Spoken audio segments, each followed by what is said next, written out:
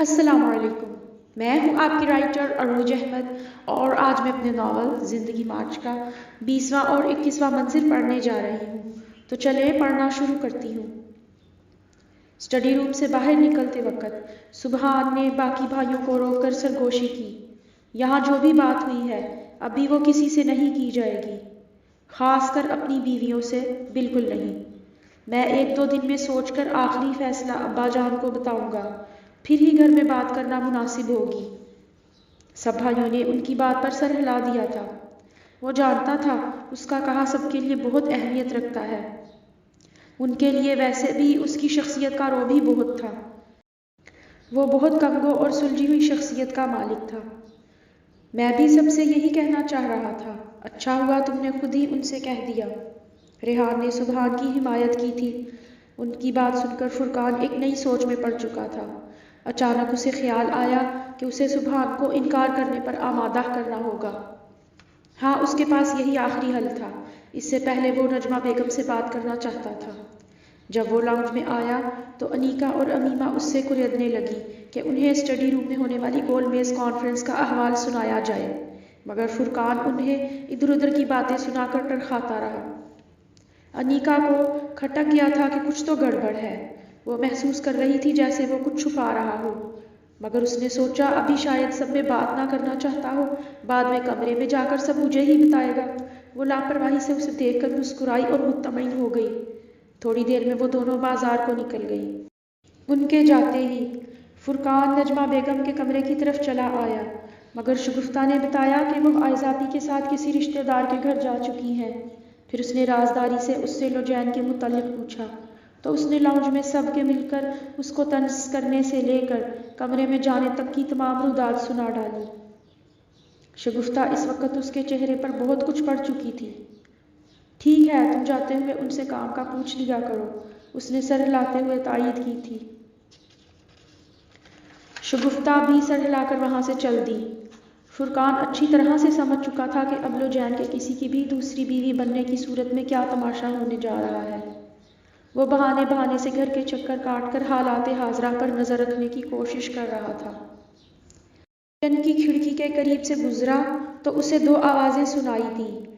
سب بھائی ہی کچھ چپ چپ ہے، کچھ تو چھپایا جا رہا ہے، عائشہ کی آواز تھی۔ کچھ نہیں، بہت کچھ چھپایا جا رہا ہے، یقیناً کوئی ایسی بات ہے جو ہم سب سے چھپانا ضروری ہے، یہ بریرہ بول رہی تھی۔ پھر عائشہ کی سوچ میں ڈوبی آواز گونجی، یعنی ہمارا شک صحیح تھا، بابے نے بیٹوں سے اپنی لاڈلی بہو کے متعلق بات کی ہوگی۔ اب خدا جانے کس کی لاٹری لگنے والی ہے۔ ظاہر ہے جس کی بھی اس سے شادی ہوگی وہ اس کے ساتھ نویان بھائی کے چھوڑے ہوئے مکانوں اور دکان کا حصے دار بن جائے گا، اور اس گھر سے ملنے والا حصہ بھی اسے ڈبل ملے گا۔ بس اب ہمارے بندے تو گئے ہمارے ہاتھوں سے، بریرہ منمنائی تھی۔ عائشہ چہک کر بولی، ہاں، انیکا اور امیمہ تو بہت خوش قسمت ہیں، ان کے بندے تو بس ان کے ہی مرید ہیں، باقی ہمارے بندے ادھر ادھر منہ مارنے میں ماہر ہیں، ہمیں ہی خیر منانی چاہیے۔ بریرہ کی آواز غم میں ڈوبی ہوئی ابھری، ہماری تو شادی کے 5 سال بعد بھی کوئی اولاد نہیں ہوئی، یقیناً بابے نے میرے ہی بندے کا نام لیا ہوگا۔ عائشہ رازداری سے بولی، تم اکیلی ہی کیوں فکر مند ہو؟ زیادہ فکر تو فائقہ بھابھی کو کرنی چاہیے، کیونکہ ریحان بھائی کی نگاہ بھی تو کب سے اس پر ہے، سب سے پہلے تو وہ بولی لگائیں گے۔ عائشہ کی بات سن کر بریرہ کی آواز میں جان سی آئی، کیا تم سچ کہہ رہی ہو؟ یہ سب تمہیں کیسے پتا؟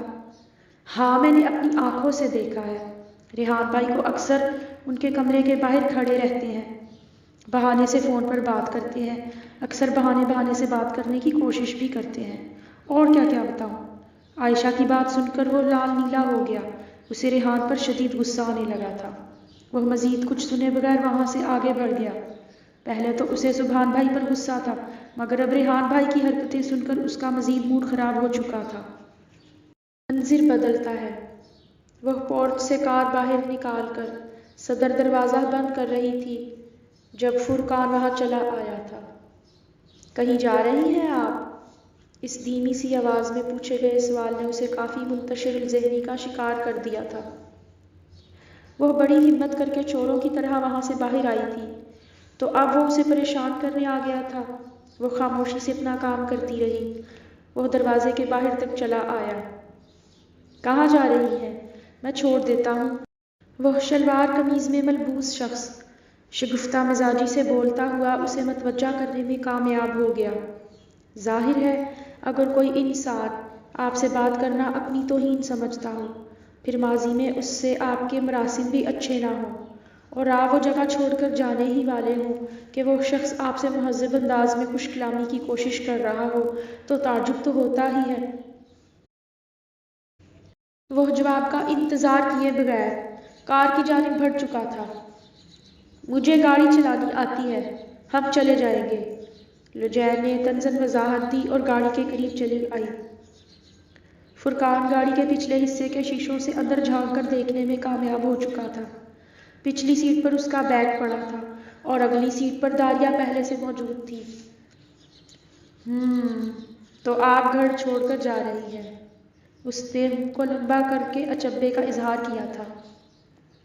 وہ بے رخی سے کار کا دروازہ کھولتے ہوئے گویا ہوئی۔ نہیں، مسافر خانے سے رخصت ہو رہا ہے۔ وہ بے نیازی سے کار میں بیٹھ کر دروازہ بند کر چکی تو طائرانہ نگاہ اس کی جانب ڈال کر کار سٹارٹ کرنے لگی۔ آپ جانے میں جلدی کر رہی ہیں، اگر کچھ دن رک جاتی تو اچھا ہوتا۔ اس کا خیال تھا وہ کچھ بولے گی، مگر وہ ہنوز کار سٹارٹ کرنے میں مگن تھی۔ بدقسمتی سے کار بھی سٹارٹ نہیں ہو رہی تھی۔ میں چھوڑ آتا ہوں، اندھیرا ہو رہا ہے، شہر میں وارداتیں بھی بڑھ گئی ہیں۔ وہ نظریں جھکائے کھڑا اصرار کر رہا تھا۔ اس نے آگے سے نظر ہٹا کر اسے بغور دیکھا تو وہ بظاہر موبائل پر مصروف ہونے کی اداکاری کر رہا تھا، مگر چہرے پر ملال کے تاثرات واضح تھے۔ جس کے مقدر میں تنہائی ہو اسے وقتی سہارے ڈھونڈنا زیب نہیں دیتا۔ اس نے بڑی سنجیدگی سے جواب دیا تھا۔ کار سٹارٹ کرنے کی کوشش جاری تھی۔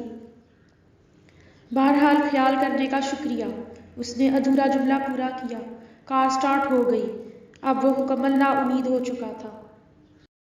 وہ جا رہی تھی اور وہ بھی مڑنے ہی والا تھا کہ دل نے آخری کوشش پر آمادہ کیا۔ کچھ دن بعد چلی جاتی، ابا جان کی طبیعت بھی ٹھیک نہیں، وہ سن کر پریشان ہو جائیں گے۔ اس نے آواز بلند صدا لگائی اور دروازے میں لوٹ آیا۔ دل سے نکلی صدا نے اثر دکھا دیا تھا۔ وہ کار سڑک پر تیزی سے دوڑاتے ہوئے ٹھٹک گئی تھی۔ داریا، دادا ابو بیمار ہیں؟ اس نے ساتھ والی سیٹ پر بیٹھی ننھی بچی سے دریافت کیا، جو شیشے سے باہر دیکھنے میں مگن تھی۔ جی ماما، شاید، کیونکہ جب میں ان سے ملنے گئی تو وہ بستر پر لیٹے تھے۔ وہ سوچتے ہوئے جواب دے رہی تھی۔ لجین مزید تذبذب کا شکار ہو چکی تھی۔ جب وہ ایک دفعہ کوئی فیصلہ کر لے تو پھر اس پر عمل کیے بغیر رہ پانا اس کے لیے ناممکن ہو جاتا تھا۔ پھر اب وہ کیسے مڑ سکتی تھی؟ وہ کار کی رفتار چاہتے ہوئے بھی تیز نہیں کر پا رہی تھی، مگر روک بھی نہیں سکتی تھی۔ دل و دماغ کی جنگ میں یوں ہی آدھا رستہ کٹ گیا۔ نہ وہ خود کو قائل کر پا رہی تھی، نہ روک سکتی تھی۔ وہ یوں بتائے بغیر کبھی کہیں جاتی بھی تو نہیں تھی۔ اب وہ خاموشی سے نکلنے میں کامیاب ہو ہی گئی تھی تو کیا دوبارہ ایسے نکل سکتی تھی؟ نہیں۔ آخر دل و دماغ کی جنگ میں ایک فیصلہ ہو گیا۔